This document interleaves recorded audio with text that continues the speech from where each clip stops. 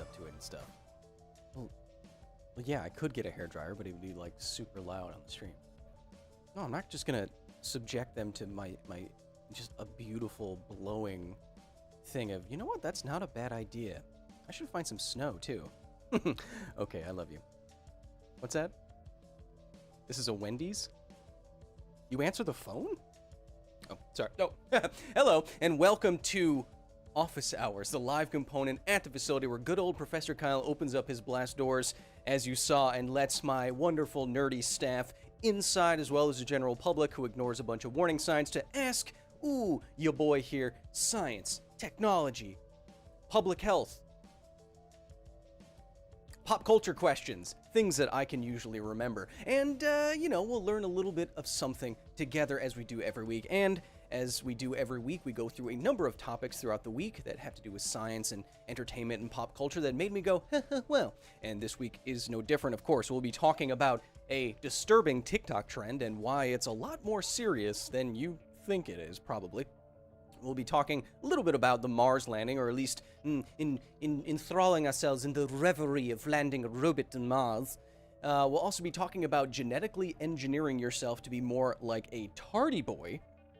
And we'll be talking about black-footed ferrets in a jump in cloning that has me excited. But before all that, of course, if you are wanting to ask me something in between those topics, you can go into the YouTube chat live, and I'll try my best to get to all of those questions. You can also initiate, those cool people colored things that show super chat. So if you want to super chat on YouTube, your comment will be highlighted, and I'll try my very best to get to them. But please, I'm just one man.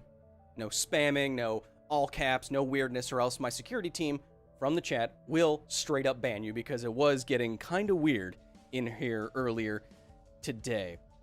So, I mean, you can be like Elizabeth Calvert here with the 20. It says, hey Kyle, my tiny human wants to know why our breath comes out as steam when it's cold. Thank you for being awesome. Well, tiny human Alex, that is a fairly simple question. Thank goodness. Your breath comes out as steam when it's cold because air naturally has some amount of water vapor in it, and that the amount of water vapor that's naturally in the air depends on temperature, pressure, and some other things. So when it's really, really cold outside, the air can get to a point where it's, quote, saturated, or even super saturated with water vapor, meaning that the air can no longer hold any water vapor in it. And when you breathe out, your body naturally gives some moisture to your breath, and when you breathe out, that air that you're breathing out into can no longer hold any more water vapor, so it comes out of that air as steam, or steam breath, or, you know, how you acted like you were smoking when you were a kid. Sheddy Bear with the 10 says, hey, show the love, Kyle. Dang it! Is what I said before I sent this. Put it towards polishing the time crystals. Oh, if you know anything about time crystals, they need a lot of rubbing. Rupert Trough with the Canadian $20. Kyle, favorite tricolor magic combination? I think I'm an Esper man. I like Esper. Teamer is pretty close, although I do have a soft spot for Jeskai because of Narset.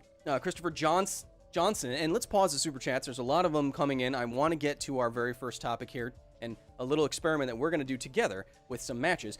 Christopher Johnson with a 10 says, I propose we fight conspiracies with the XKCD strategy from now on, which is giving them so many more additional conspiracy theories to contend with that they kind of lose their minds. Mr. Diglett is always with the 20. Hello to you and your family.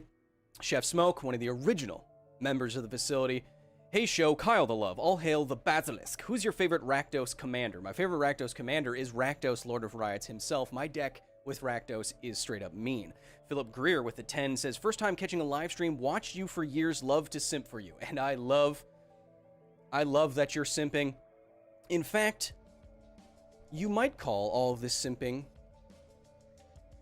a symphony.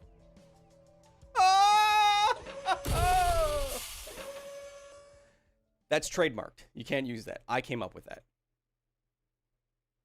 I'll find you. So, we have a disturbing new TikTok trend happening in Texas. Texas is experiencing a very unlikely weather event where Texas is more or less freezing over. And this doesn't happen very often, but it's going to be happening more and more often as it pertains to climate change and more extreme weather moving and weather systems changing throughout the planet. But anyway, right now, Texas and a lot of Texans are having a very tough time with the cold weather.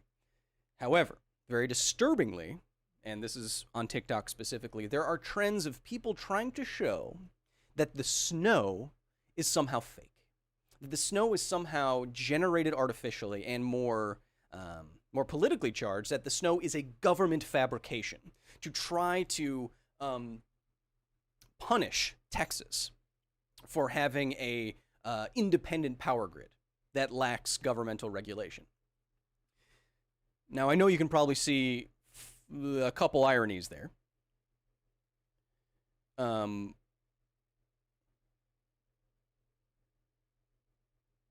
Couple ironies there.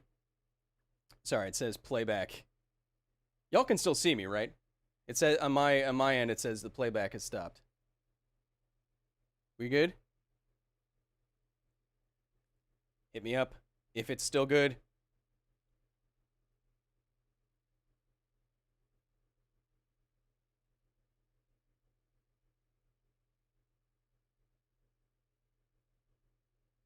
I'm not frozen. I was just seeing if.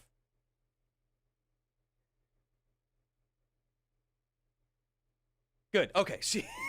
Sorry. The perils of live. On my end, it says everything is kind of stopped. But okay. So disturbingly, you have this trend of people trying to show that the snow there is a government fabrication. So you have a couple things going on. First of all, you have a experience problem. There's probably a lot of people in Texas that aren't very familiar with snow, and so there's a predisposition to say, well, this is really weird. Could there be some other explanation for this? But what they are using as quote-unquote evidence is experiments like these, where you're taking a lighter or a hairdryer or a microwave to snow, and the snow is not acting as you expect.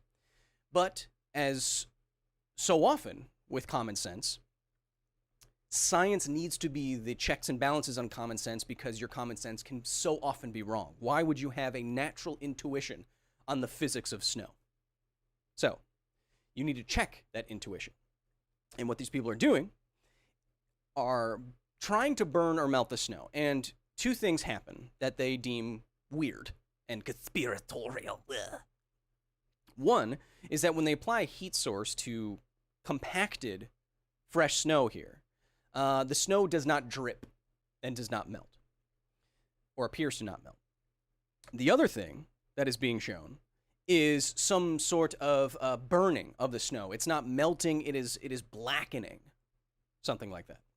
So why don't we try this little experiment for ourselves, okay? And I want to see if we can replicate what we see, and if we can, then we have to explain what we see, don't we? I have a thermos full of, what's this? What's that over here? What's this? That's my other ice cubes. I have here a thermos full of ice cubes, and I have here some green matches. So what we're going to do is try to replicate what we see without setting my hair on fire. So here I have a nice, normal-looking ice cube, and I'm going to put it here. And then I'm going to hopefully not light myself on fire. Here we go. Okay, so now I'm going to hold this. Oh, the moisture made it go up. Just a second. I have a fan on me. And what we're seeing... Huh, weird. Oh, weird. Okay, now if you can see that, that is a very definite definite black spot on the ice cube. You see that? The ice cube is, in fact, dripping all over me, but you do see this blackening happening. Okay, well, what does that mean?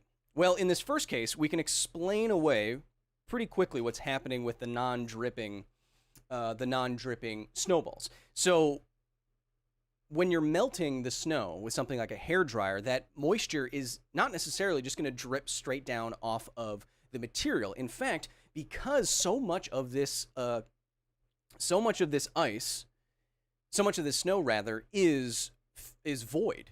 It's filled with air. And when you have a lot of tiny voids, water, because of its cohesion against other things, and its cohesion with itself and adhesion to other objects, water has what it's called capillary action. And it can pull itself through tiny gaps against gravity because of its surface tension, its cohesion, and its adhesion. So when you're melting snow in a snowball, that capillary action is taking over once the droplets start to form. The droplets, instead of dropping down onto your hand, they return into the snowball, making it more like a slush ball. But it happens pretty slowly, and so it can appear that it's not melting at all.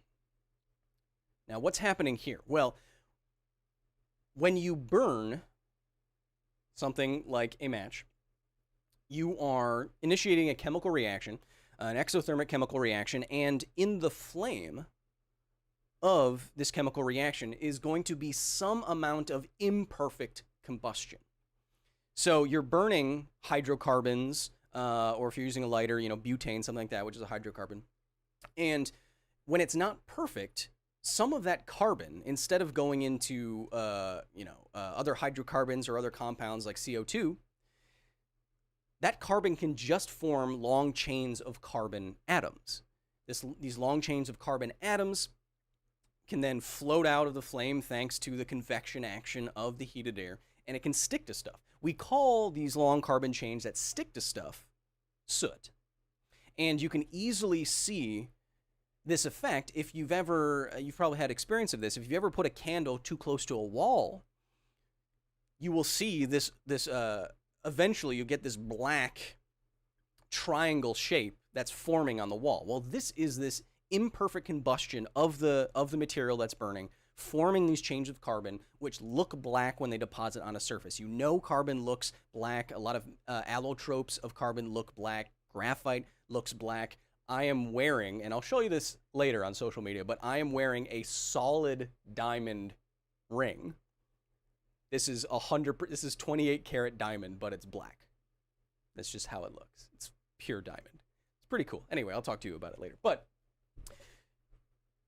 those two explanations are much more likely, when we ask ourselves, much more likely than a grand government conspiracy. Now, a lot of you in the chat, and I'm already seeing this, are just saying that these people are silly or stupid or misinformed. And we have to give people the benefit of the doubt because we are just people, right? So I think there's something else going on because people they're just like you and me, of course. And I think something else is going on, and I've talked about this many, many times. But given that this is spreading through social media, I do believe that this is an example, yet another disturbing example of the information apocalypse that we're in. If you haven't heard me talk about this, this is the state that we're in now.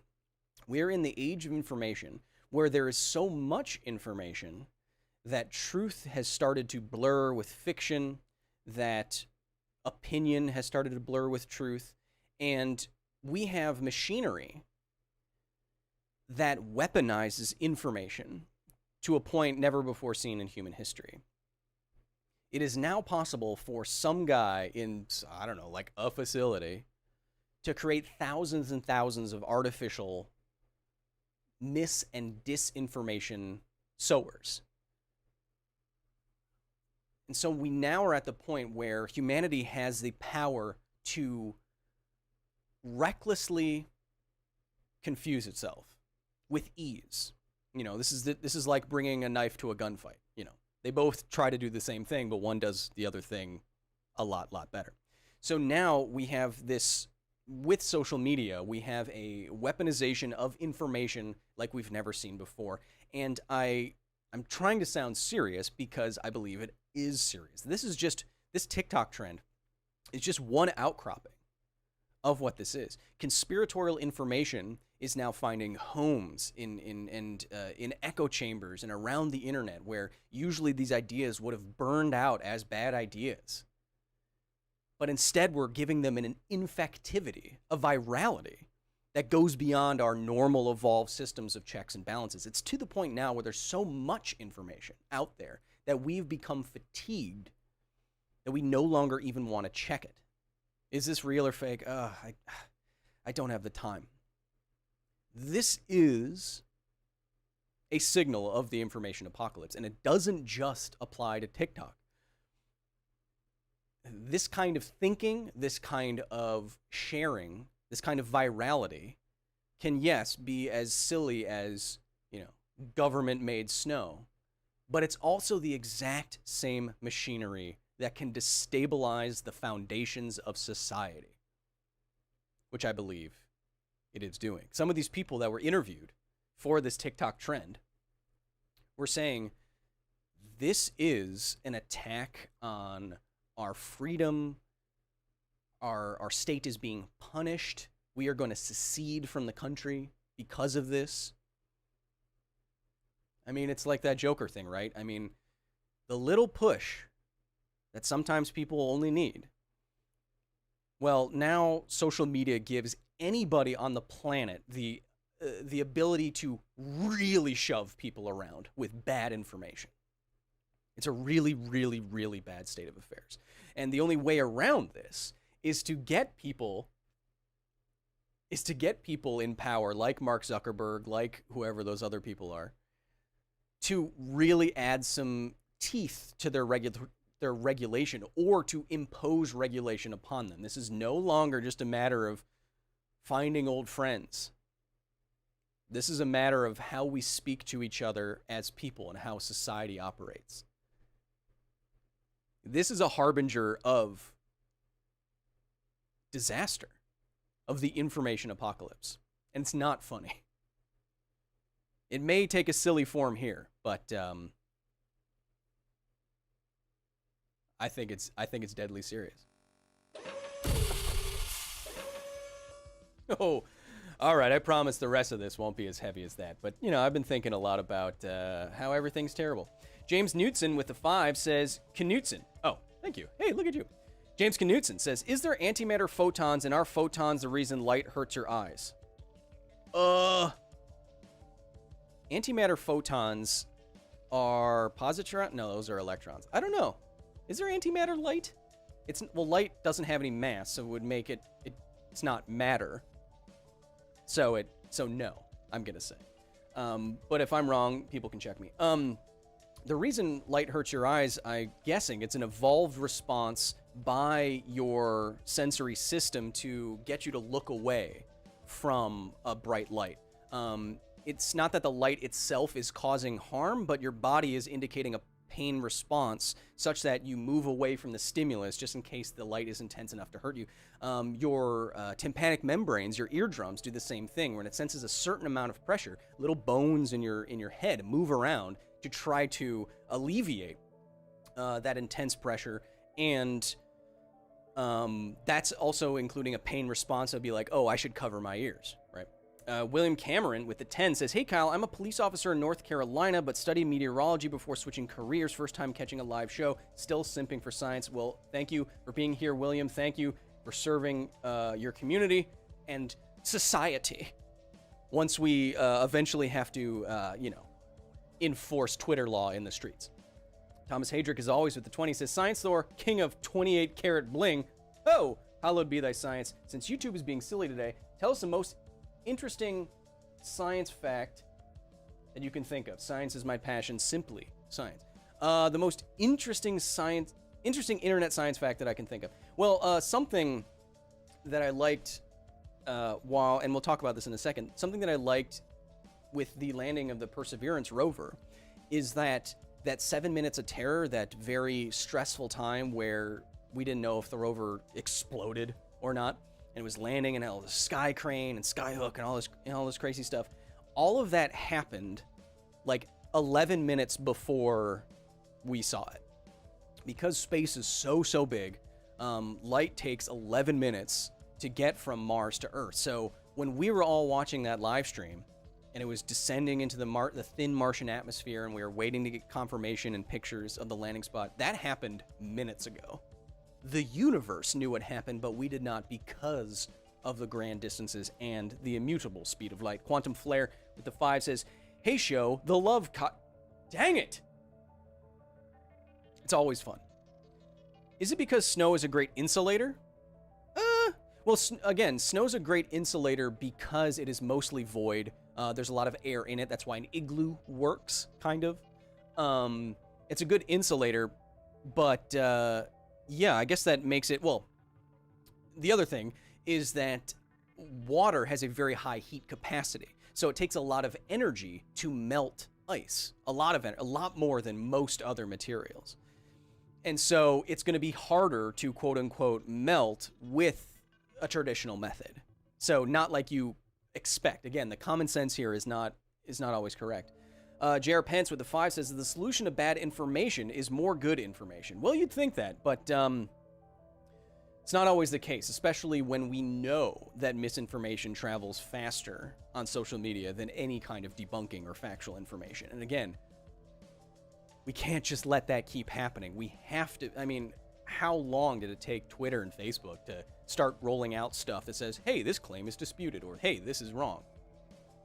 Should have happened, I don't know, in like 2016, in a certain month. Baruch Upsprich with the 5, cool name. How excited are you for the fact that we have to go back to Mars to pick up Perseverance's poop? Pretty excited. Are you not? My friend wants to know, is looking at the sun during an eclipse more dangerous than normal? Or is it just because people will look at the sun more? I actually don't know. Why would it make the intensity of the sun more dangerous? I think you're right in that it's just because you'd have a lot of people looking at this sun for an extended period of time, and as a public health measure, you'd want to basically just say, don't stare at the sun. That's what I'm guessing. I don't think the occlusion of light makes the light any more intense. I don't think so. Oh, we have Drakkar Vance with the MX 200. I'm gonna assume that's equal to $1,000. There's no way the snow was fake. I live in the state of Mexico, right next to the border with Texas. I've been living here for 30 years, and last week it was the first time I ever saw snow in my life. It's nonsense.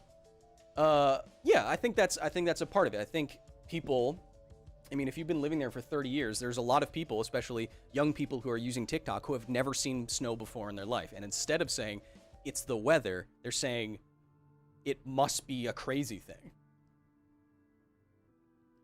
See, again, that's the problem. Usually you would have a discussion with that person, be like, do you see why that doesn't make sense? You'd be like, oh yeah. But because of social media, you score points for being controversial and weird and viral, and so their weird idea is reinforced by weird people and people who already believe in conspiracy theories, and then it spirals out of control, goes viral, and then some Black Friday Thor ends up talking about it for minutes at a time. Look what it's done to me. I'm fine. We have Majorly Awesome with a 20 says, hey show, Kyle the Love. On the topic of keeping science true AF in the public eye, how can we be sure people and services like Facebook are fact-checking? That's the problem, Majorly. We can't be sure that Facebook is ever fact-checking because we don't have the proper regulatory bodies, regulation in place to monitor them. They don't have enough physical people, actual people checking all these things. There's not going to be any quick algorithms that you can quickly make that will be the be-all, end-all in terms of fact-checking. So we need to regulate these sources of information. Again, it's like guns, you know. It wasn't having a musket is not as much of a problem for the public as having a Gatling gun. But, you know, a Gatling gun is to social media as a musket is to like sending a letter. Two completely different volumes of information that can do different levels of harm.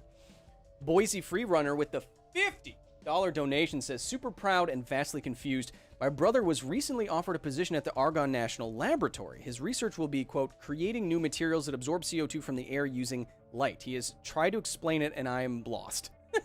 Well, if he's working at Argonne, which we talked about, that's where they study corium from that we talked about in the elephant's foot video.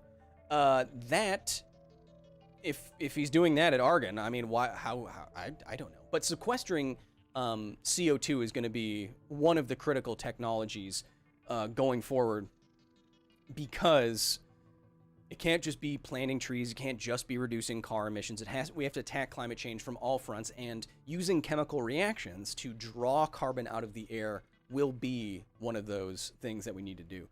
Jonathan Ashcraft with the 20 says, when I was 15, I was in a behavioral treatment program where they took us up to Mount Hood in January. Tents didn't have the bottom, so we dug a sleeping trench into the snow so the wind would go over us and keep warm. Insulation! Yeah. Kangaroos do that.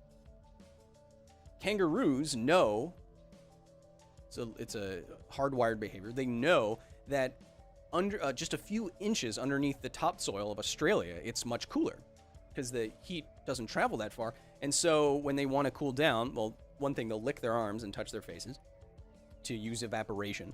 But then they'll also dig into the dirt and sit in the dirt hole. And I've always wanted to sit in the dirt hole of the forest. I often think of just every day, just getting up and just walking into the forest and just living there. G-Man with the 20 says, hey, Kyle, love the show. You spelled my name wrong. I'm not even going to read the... What do you think of the space elevator with more than one cable holding it, some sort of suspension bridge or a space bridge, if you will? And let's pause the super chat so we can get to the next Topeka, Kansas. I think we talked about this last week.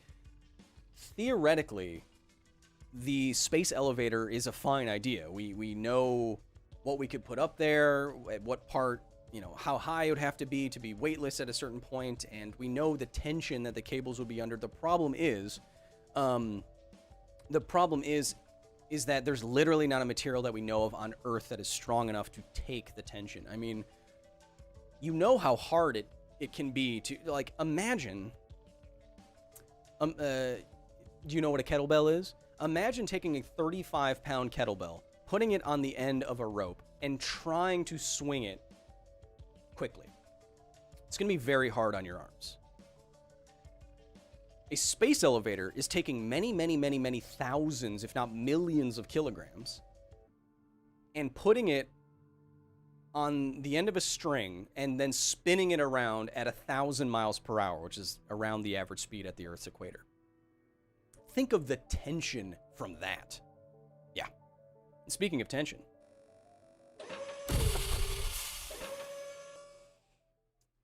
this was incredible. Let's just watch it. We are starting the straighten up and fly right maneuver, where the space. I just want to hammer home how hard all of this is. How many thousands and thousands of people, billions of dollars, years of planning and research. Indicate, shoot, deploy. This doesn't seem that hard. But keep in mind, you're traveling at many, many miles per second through the Martian atmosphere at this point. Why? Because the Martian atmosphere is so dang thin, you can't just land a spacecraft straight down, or even at a shallow angle, like we do on Earth with the space shuttle. We do that shallow angle to take advantage of compressing the air in front of us and slowing us down. But because there's not much air in the Martian atmosphere at all, you have to take this really shallow angle and skim the surface of the atmosphere such that you can get as much air in front of you as humanly possible. And then when you're deploying this giant parachute, you're going so fast, there's so much stress on all this, and remember, you can only do this once. The navigation has confirmed that the parachute has deployed, and we are seeing significant deceleration. They used a mortar, like a cannon, to shoot out that parachute fast enough to... about 12 kilometers from the surface of Mars. That's the jettisoning of the heat shield. Another thing that you have to do if you are going to skim the surface of the atmosphere like that, you need this giant surface area to impact as much air as you can, and it has to be made of a material such that it's not going to straight up vaporize. To subsonic speeds, and the heat shield has been separated. This allows both the radar and the cameras to get their first look at the surface. Current velocity is There it goes. 145 meters per second and an altitude of about 9.5 kilometers. Wow, me above the narrating this surface. must be riveting. Much better than the NASA live stream. That's me. Okay, blah, blah, blah. Mars, Mars, Mars, we get it. Mars, Mars, Mars, we get it. So this is from the rover itself. It's descending. Okay. Now, we've never seen anything like this before. We've never seen how the Martian regolith really does this. And now it's the rover itself is being lowered from the sky crane, which is still what a crazy idea, right? It sounds like a kid came up with it, but it works on another planet. So one thing to keep a note here is that the rover is getting a full dust bath, and has a lot of sensitive electronics on it, and it's not, always optimal. Now what you see here is right there. The sky crane yeets itself away from the rover such that there's no chance of it coming back down and hitting the rover and destroying billions of dollars worth of work.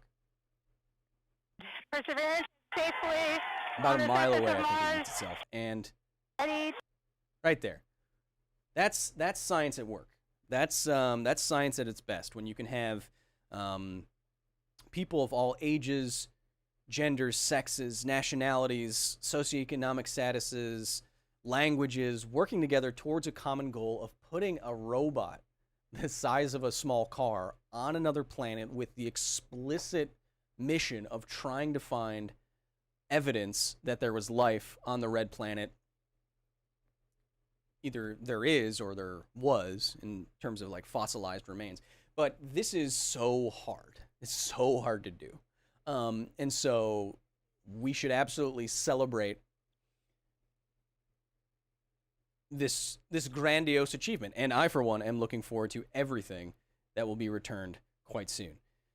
Oh man, is it hot in here? I need some fresh air. We have DW Jones with the 21 super chat, says, the new episodes of Mars are great, but I also like the older ones with Viking and Trapper John, hashtag Sim for Science. Thank you, Darkwing Jones. We have Hector Garriga with the $50 donation, says, thank you for the massive impact on the existence of the love of science in my brain and heart. Also, like, I have those quantum surge cannons for you. Hector! Yeah. No. He's, Hector Garriga. You got a lock on him? Okay, good. You know that heat shield we don't need anymore? Drop it on his house. What? How is this still Wendy's? Why do you have a phone? Love you. We have a 10 from Ismonster. It says, hey, Quile, love the show. The fake snow conspiracy has been around for a long time. I think TikTok and people new to snow are causing a resurgence. Yeah, I think a lot of conspiracy theories have roots that run deeper than we expect. Hyper Mike with the 5 says, do you think that this crazy winter storm we had has any connection to the government's weather control? No, I do not. We have toyed around with weather changing technology like cloud seeding and stuff like that, but to generate a weather event on this scale, like, it's one thing to make it rain on a certain prairie in Texas. It's another thing entirely to cause a cold snap like hasn't been seen in a generation and destroy, millions and millions of dollars worth of infrastructure, people literally freezing to death in their homes. That's a completely separate thing.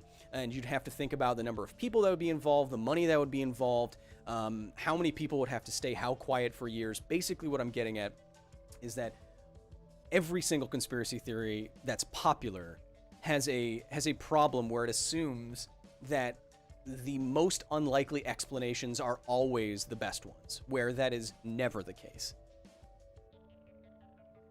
Michael Kerper with a 10 says, hey Kyle, longtime viewer, first time streamer. Hey, did you see that the parachute for Perseverance had a coded message in binary? The message was decoded as dare mighty things. Yeah, I forgot what it actually said, so thank you for reminding us all. Hey Kyle, Adam Frost with the New Zealand $17. Hey Kyle, with perseverance, statistically, are we expecting to find life? If life only evolved on Earth and Mars, being outside the Goldilocks zone, aren't the chances very low? I don't know. Statistically, are we expecting to find life? I would say the chances are very low. We're looking in specific places in Mars because those chances are better than other chances. But given that Mars has been long dead, has no magnetosphere, has almost no atmosphere, is incredibly cold, incredibly harsh, the chances of finding life there are very slim. But it's our best shot with what we can do now, so why not take that shot and inspire people and maybe find the most important finding in human history. Grin Reaper of Trolls with a $9.99 says, hey, show the love, Kyle. Okay. Oh. What's your favorite thing from math? I like derivatives. You know, like how every streamer on Twitch is derivative of each other with like neon lights and a cooler full of Red Bull. Oh, taking shots. Rice Lee with the 5 says, love catching a live stream, love everything you do, Sim for Science, gotta go and we'll catch the rest later, keep up the good work, Reese. Well, thank you for being here. The work, as you say, must continue because now we will talk about genetically engineering ourselves into tardigrades, I think. Oops. There we go. The humble tardigrade. Perhaps the hardiest creature ever known to science. This little, and I'm sure you know this, but just to recap, tardigrade, or moss piglets, or water bears, are extremophile. Well, they don't live in extreme places, but they can survive extreme pressures that would smush you to nothing. Extreme temperature differentials. They can survive in the vacuum of space. They can turn themselves into what's called a tun, T-U-N, dehydrate their body, go into a state of cryptobiosis, and survive for 30 years in a state of suspended animation, and then all you have to do is put a drop of water on them, and they spring back to life. Wow. What a creature. Witcher mug. But they also have something else that is very interesting, too, as chance would have it, spaceflight. So another thing that moss piglets have is what's called radio resistance, and it sounds exactly what it sounds like exactly what it is. They have a high resistance to radiation, and that is many creatures have a natural response to radiation, ionizing radiation coming in from outer space. Cosmic radiation comes in through the atmosphere to Earth and has been ionizing or changing and just damaging biology since biology was a thing billions of years ago. And so there was for some creatures, and for DNA itself, there was an evolutionary pressure to be able to repair and handle damage from sources of radiation. Turns out that the tardigrade evolved something called DSUP, a protein called DSUP. And that stands for damage suppression. Oh, it's a gene. Sorry, DSUP gene, which creates a protein. Damage suppression gene. And so when this gene is activated, it is in response to some kind of ionizing radiation, and it lessens the damage and ups the repair such that they would not be at risk to the harmful effects of ionization as much as you or I would be. So I'm talking about a paper, Engineering Radioprotective Human Cells Using Tardigrade Damage Suppression Protein DSUP. Oh, it is a protein. Thanks, Kevin. Nice background research. Ugh. Did you get Hector yet? Drop that thing on him. Use the checking account. Anyway, so what I'm literally talking about here is these scientists created a line of human cells that through genetic engineering, naturally, by themselves, produced DSUP. What are you talking about, Kyle? This sounds super villainy. Yes, it is. I'm talking about literally changing human cells, genetically engineering them to be more tardigradian. And of course, you know, there's different levels of being a tardigrade. I call it a tardigradian.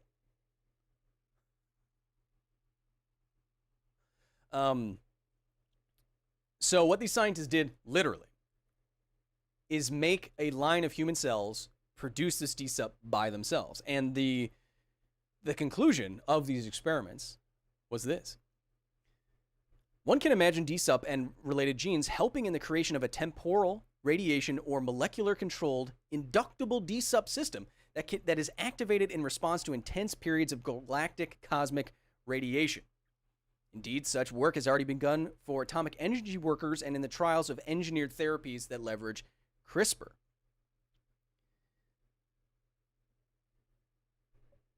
They succeeded in creating human cells with a method that could, in the future, help our astronauts and our space voyagers more handle the radiation that they would be getting constantly. So you may have heard of the problem of cosmic radiation, especially during long spaceflight. That's a huge problem, and to deal with that, there's a number of solutions, from shielding with water or lead or using a magnetic field around the spacecraft, but this could be another one. Think of, in the near future, astronauts undergoing some genetic engineering before they go to space to make them more like moss piglets, to put themselves more on the tardigrade. Now, I don't know about y'all's feelings about genetic engineering, but if I could if I could make myself more tardigradian to go into space and be genetically engineered to withstand radiation, I'm basically a superhero with less legs. I think that's endlessly fascinating, what we can do to the human body once we get around the ethics of it. Don't think about that now.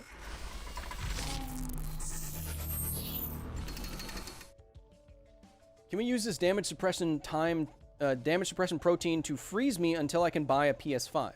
No.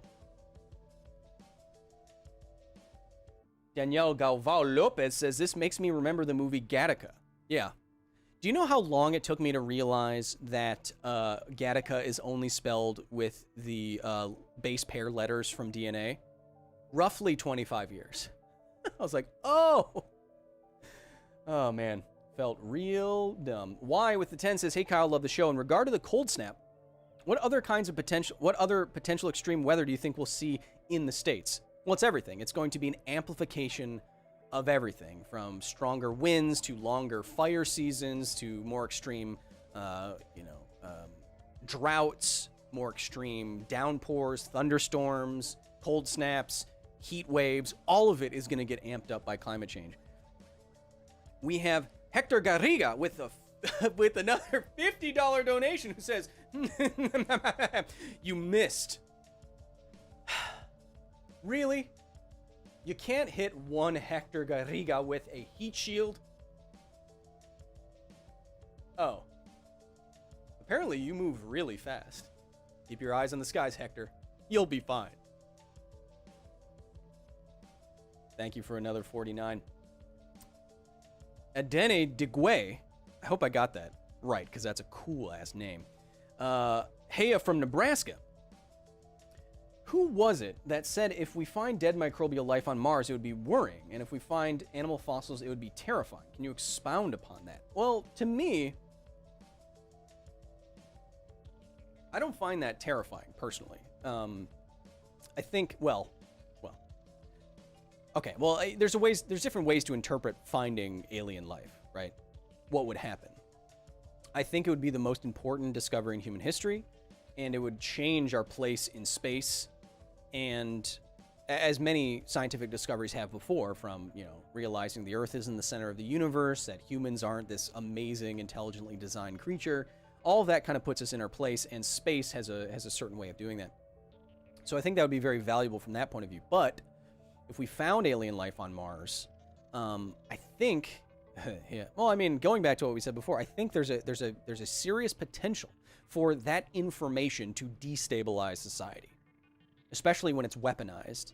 Some of you disagree with me last time I said this, but think of what it would do to the world's various belief systems when, it would actively conflict with, the teachings of many belief systems. That could be psychologically harmful to a lot of people, which could be eventually or potentially physically harmful to a lot of people.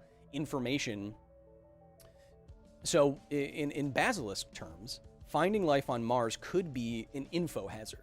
It could be psychologically damaging, societally damaging, and I think that's a good possibility. But at the same time, you know, it could also inspire 3 generations of astrobiologists and scientists and engineers and get kids excited about space again. So there's no way to tell what's actually going to happen. So it could be bad. Dylan Leedy with the 5 says, "Hey Kyle, I want to thank you. I discovered the facility at the same time I got sober. Filling my mind with science helped me stay sane early on." Well, Dylan, I hope everything's still going well for you. A lot of people had a lot of time during a lot of hard times during lockdown, and I feel you, and I see you, and I understand where you're coming from, and I hope you're doing well, brother. Brody Brister with the 5 says, You helped me name Boney Daniels a while back. The skeleton character lives. Thanks. Oh, Boney Daniels. Right. May I name his trident in your honor? Absolutely. Brody here wanted a character that had a name that was, oh no, it wasn't Boney Daniels. It was, they wanted a character name that was a pun with skeletons and stuff, so I said Boney Danza. Which I still maintain is hilarious. Alex Morgan with the 5 says, "Hey Cal, do you think crewmates from Among Us are viable subhuman spacefaring species as they are shorter and lighter?" Huh. I think, well, you can search this, and it's kind of gross, but you can search this, that there are images that some artists have mocked up of the more spacefaring human, what humans would look like if they were evolved in space. You know, skinnier or lankier or different weight distribution in their bodies. You can check that out, and I don't know if Among Us really fits with that, but I would encourage you to Google that if you want to see some mock-ups of that. Whoa! Dr. Strange Jove, one of my professor emeritus at the facility, the highest honor that I can bestow upon you, with the 69 donation. Nice, period. Stream tonight, period. I think organic chemistry is difficult. Those who study it have alkalines of trouble. Okay, I messed that up. Those who study organic chemistry have alkynes of trouble. You brilliant son of a gun. You know what? You really did it. Here we go. You're silly. You may have heard about this black-footed ferret. This is a black-footed ferret. And they are nearly extinct. There's not that many of them in the wild left. And one of the most science fiction-y ways that we've been thinking about dealing with populations that are almost going extinct, or that are so small in their population size that they're basically all inbred, and the genetics, they're going to die, they're just going to wipe themselves out because eventually they're not going to be able to have like viable children. One of the ways that we're trying to address this problem is something called de-extinction. De-extinction, most famously, is what it sounds like: taking an extinct animal, reaching, with the power of science, reaching our hands back through time and pulling an extinct animal back into existence. The holy grail of that right now for people has been the woolly mammoth, getting woolly mammoth DNA and cloning it so that it lives again. But what actually just happened was we took DNA. So black-footed ferrets aren't extinct. We almost thought they went extinct in the 70s or 80s. But they're nearly extinct. So what scientists have just confirmed is that they took 30-year-old DNA, which is important because DNA doesn't last forever, but 30-year-old frozen DNA by scientists who had the foresight to freeze these animals' DNA. We took it, we inserted it into an existing black-footed ferret, into the nucleus of an egg inside of a female of the species, and it was able to generate a viable embryo and then a viable baby black-footed ferret. The baby. Oh, it's named Elizabeth Ann, the black-footed ferret. And the technology here to do this isn't that crazy. We can clone people right now if we wanted to. There's just an ethical thing. But the scientists here worked with a company that clones pets. And like I said, what they do is they take DNA, they take an egg, and they go into a viable egg, and they remove the DNA, the nuclear material, from it. And what they do is then they insert the DNA of this creature that died 30 years ago. And then they implant it into a mother or into an animal that can receive the egg. And then biology takes its course. The mother's body generates the egg like it would any other. And if you're lucky, not all of these creatures survive this process, but if you're lucky, I think one of its clone sisters did not make it. But if you're lucky, you get a viable animal. And this is Elizabeth Ann. And Elizabeth Ann, this picture was around 50 days ago. So now, oh, look at it. Look at it. Now, like I said, this isn't going to be the be-all, end-all solution to the threat of extinction, but Elizabeth Ann here could be very, very important towards the efforts because now that you have genetic material from 30 years ago, you don't have any of the mutations that would come along with a small genetically small population, an inbred population. And so now her genes and her DNA could be used to introduce much needed genetic diversity back into the small population of black-footed ferrets and therefore give the population more of a fighting chance, genetically speaking. And if you don't think that this is adorable, if you don't think this black-footed ferret is adorable, you have a black dead heart. And you can quote me on that. So aggressive. Just a few more minutes. I think I didn't eat enough before the stream, and I am slightly delirious. So let's take a couple more. Take a big swig here.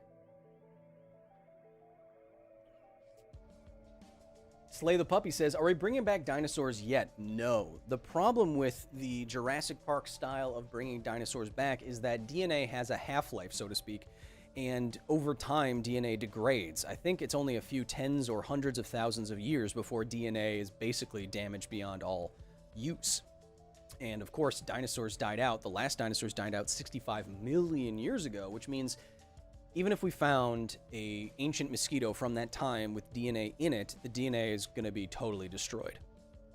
So the alternate pathway, which some scientists like Jack Horner are working on, is his name Jack Horner? Anyway, is trying to reverse engineer a dinosaur out of the bird ancestors. And that means going back into bird embryos and turning on the dinosaur genes that over time, over millions of years of evolution, had been turned off. And they've gotten to a point where they've given chicken embryos teeth again. Chickenosaurus, baby. So that's the more viable pathway. Barchester says DNA is FUBARD. I mean, if you want to be all Desert Storm with it, yeah, sure. Thermomite says, Kyle's got a big bottle. Yes, it's called a hydro jug. I love them. They're 220 milliliters, so over a gallon, and that's how I make sure I get all the water that I need. Look at me. We have Hector Garriga. You gotta stop, Hector. That's too much. This is very generous. It's way too much. Another 50 from La Garriga. Says, is there any scientific advancement that seems relatively close that doesn't necessarily scare you, but you're eerie about? If so, why? I'm not really afraid of genetic engineering. I think there's enough societal checks and balances on it. I think people are scared enough of it that it's not going to go crazy. But I think the scientific advancement that I think has the most potential, Hector, to radically change society in the next few years is self-driving cars. Once we have true self-driving autonomy, once most of the cars on the road are autonomous, it's going to absolutely change society. It's going to change how we commute, which is going to change how we work, which is going to change how much leisure time we have. It's going to reduce pollution. It's going to reduce It's going to increase productivity. It's going to save tens of thousands of lives in the United States alone, where right now 40,000 people a year die on the roads in the United States. So, yeah, I mean, that's going to be the next. I mean, it can change the economy when you can have your own car go out and basically Uber itself around for people. You might not even need to own a car anymore. So the whole industries might change around that fact. Full autonomy, I think, is going to be the next really shifting thing, kind of like on the level of a smartphone kind of shift, if I had to guess. We have a few more minutes here, with maybe the most concurrent viewers that we've ever had. I think a lot of you like conspiracy theories. Hey, that's fine. Didn't you mean 2,000 milliliters with your jug? Oh yeah. This is 2,200 milliliters, 73 ounces. Spasmodius 3 with the 10 says, "Hey, lovely show, Kyle. My question for the week: as current models show the inevitable heat death of the universe, is it safe to assume that the existence is just everything being sucked in a black hole?" No, it's not. No, it's not safe.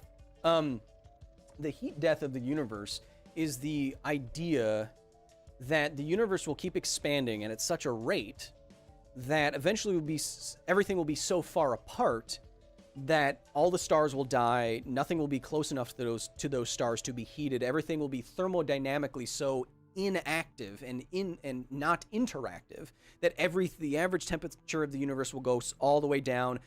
Nothing will be able to form or accrete or turn into planets or stars, and everything will just burn out and die. That idea exists separately from being sucked into a black hole. The universe could just expand forever, faster than the speed of light in all directions, and this would still happen. Bongo says, genetically engineered cat girls can be created, Japan says. We just lack the funding. I mean, it's true. We could probably put cat ears on somebody. But don't tell Elon Musk. Ugh. Brandon Roth says, with the 10, says, can we get a glorious hair flip? Who do you think I am? Huh? You think just because you come in here and you ask a non-scientific question and you give me some money that I'm just going to perform for you, and I'm going to let you objectify me in this way just because I'm a guy on the internet and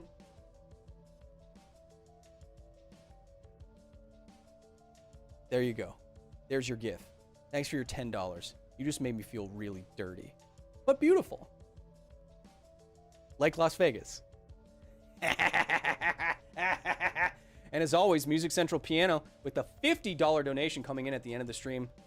Keep up the great work, Kyle. Science is our only tool to understand the puzzle of the universe. It is the difference between marveling at the moon from Earth and marveling at Earth from the moon. Stay safe and stay rational. I like that a lot, Music Central. That was really nice.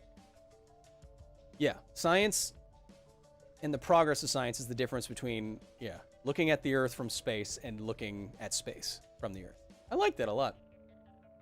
Wow, a lot of people are simping for that hair flip. Oh, man. Does that mean I'm going to have... Don't make that a thing. I'm on it. Actually, I'm never going to do that again. So don't ask me.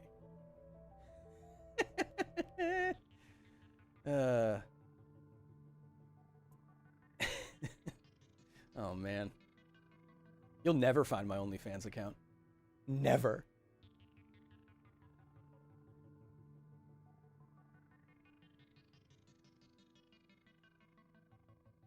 So, with that, not a whole lot of stuff other than